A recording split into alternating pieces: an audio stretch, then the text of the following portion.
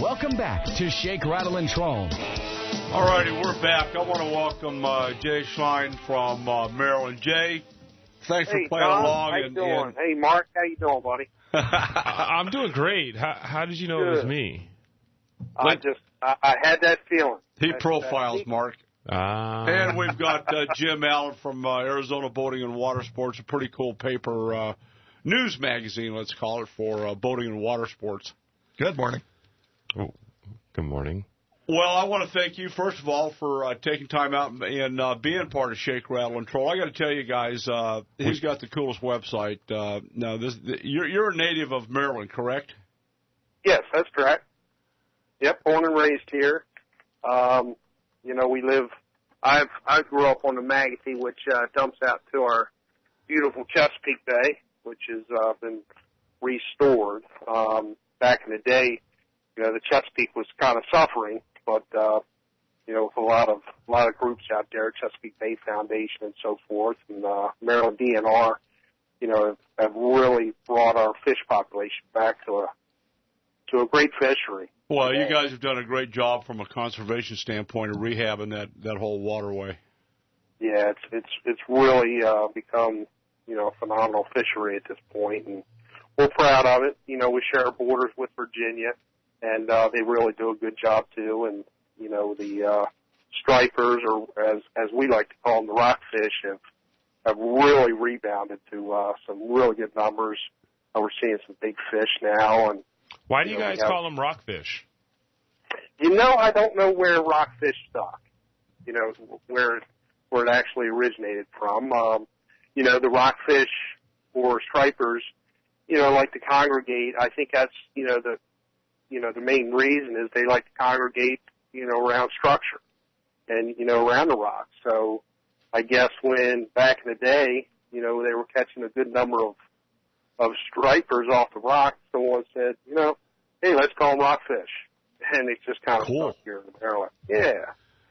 So, that's kind of how some of Mark's nicknames stuck. I gotcha.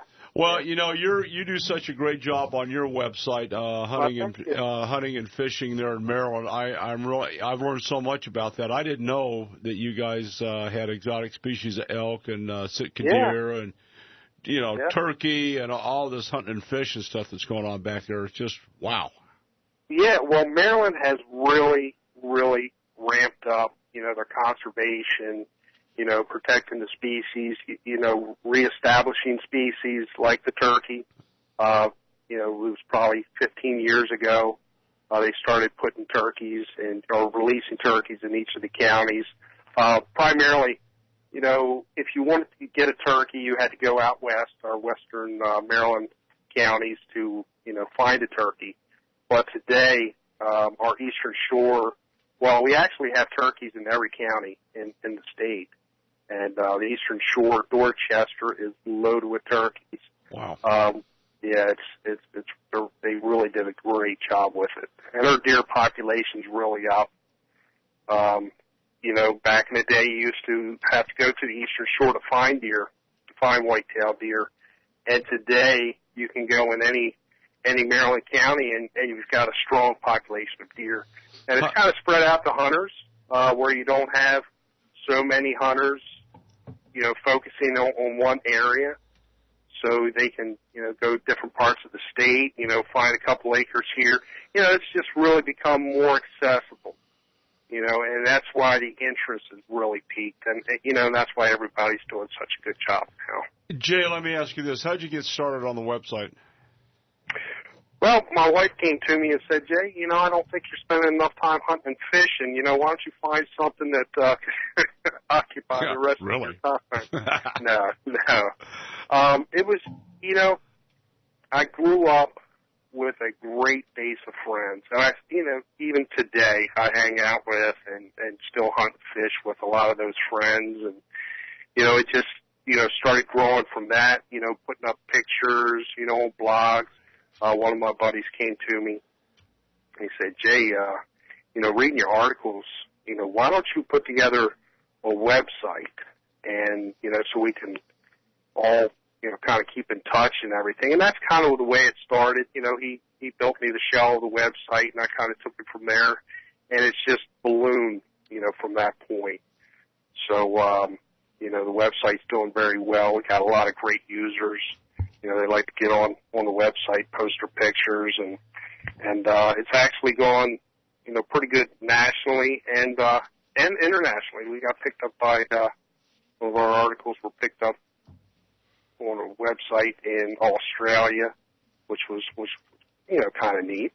So, it's a lot of fun. It's a lot of good people, sharing their hunts, sharing their experiences, and it's really trying to get the kids, it's a good, clean atmosphere, to get the kids, to post on the site, and, they get a big kick out of seeing themselves, on the internet and their pictures, and go to their buddies and say, hey, look, check me out. I'm on, huntingandfishingmaryland.com, and then they get to write, to their friends, and their friends get to write to them.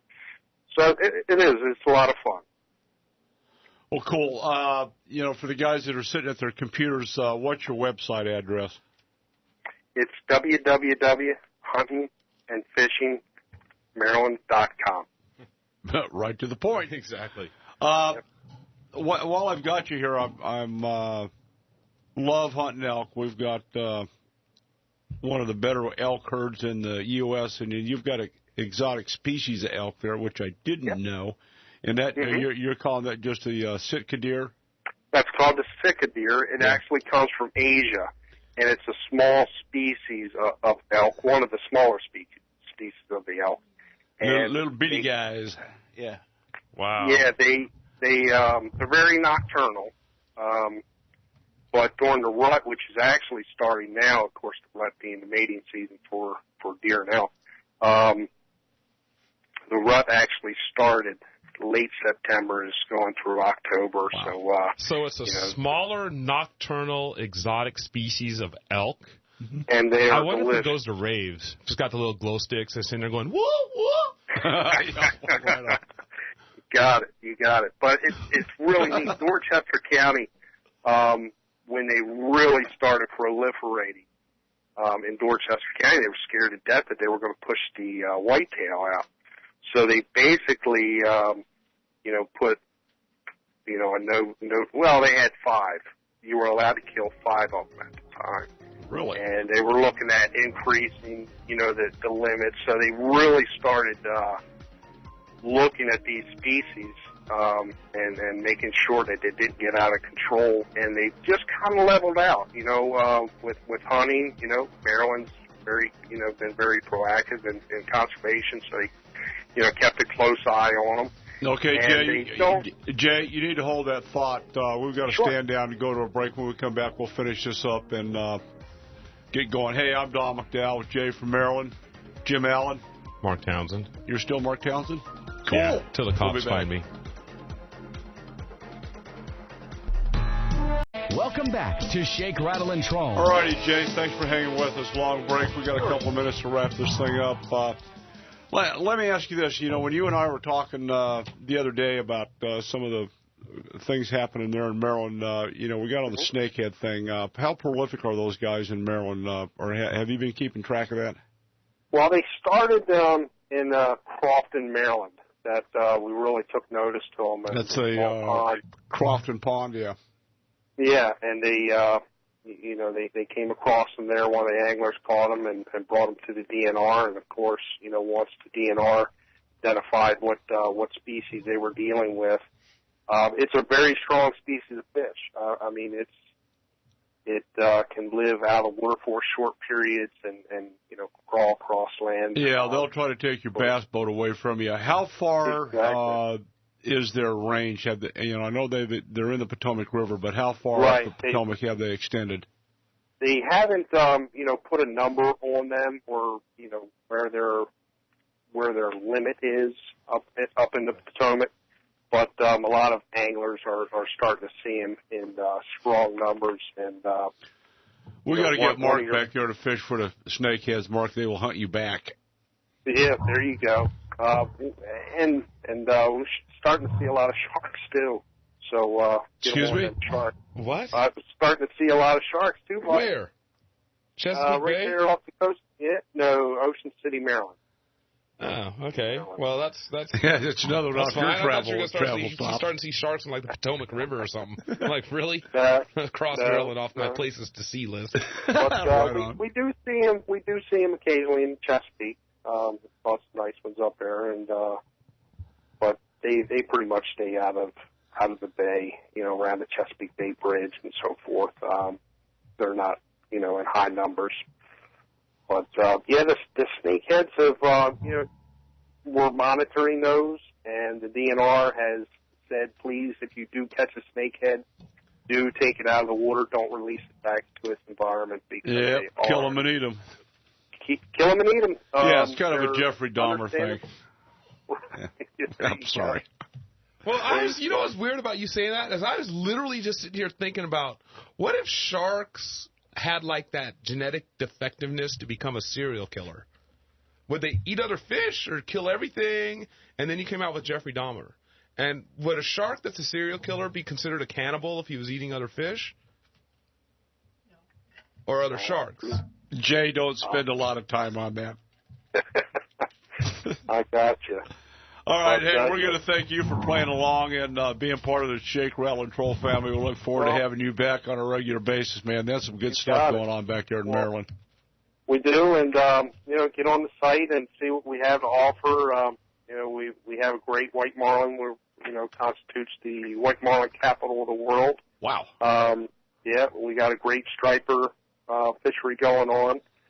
We got a lot of great things going on. So, got a small state with a whole lot of things. Well, you're doing a good job, and I'll tell you, the Maryland Department of Tourism owes you a lot, man. You're doing a lot of good stuff for your state. Well, thank you. You guys are doing a great job, enjoying the show, and keep up the great work on your end, and thanks for having me. You betcha. We'll talk to Jay. Check out the website, Hunting and Fishing Maryland. Doing a great